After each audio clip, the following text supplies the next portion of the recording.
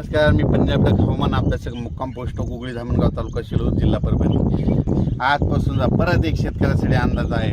आणि योगायोगानं तुम्हाला एक सांगतो, आता सध्या पंढरपूरची यात्रा आहे. हा पंढरपूरच्या यात्रेकडे म्हणजे आता 17चा पाऊस पंढरपूर, सातारा, सांगली, सोलापूर, कोल्हापूरमध्ये तिकडे देखील पडणार आहे. परभणी, नांदेड, बीड, जालना, संभाजीनगर, नगर जिल्ह्यात देखील चांगला खूप पडणार आहे. त्याच्यानंतर बीडमध्ये, लातूरमध्ये, तसेच सातारा, सांगली, सोलापूर सगळीकडे.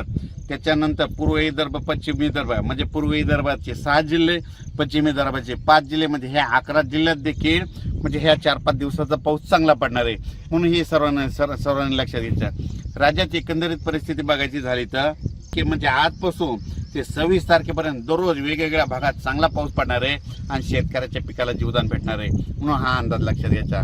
अचानक वातावरणात बदल झाला तर लगेच एक मेसेज दिला जाईल. पण या पावसामध्ये 26 जुलैच्या पावसामध्ये जे छोटे छोटे तळे असतील ते भरून जातील, पण मोठे मोठे असे जे धरण असं त्याच्यात 2-3% मात्र पाण्याची आवक येणार आहे. म्हणून हा अंदाज लक्षात घ्यायचा.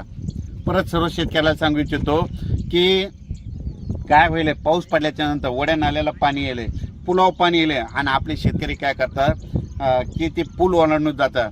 माझी विनंती आहे की पुलाच्या फशीव पाणी आल्यास पुढे जाऊ नका. म्हणून ही सर्वांना कळकळीची विनंती. अचानक वातावरणात बदल झाला लगेच एक मेसेज दिला जाईल. धन्यवाद.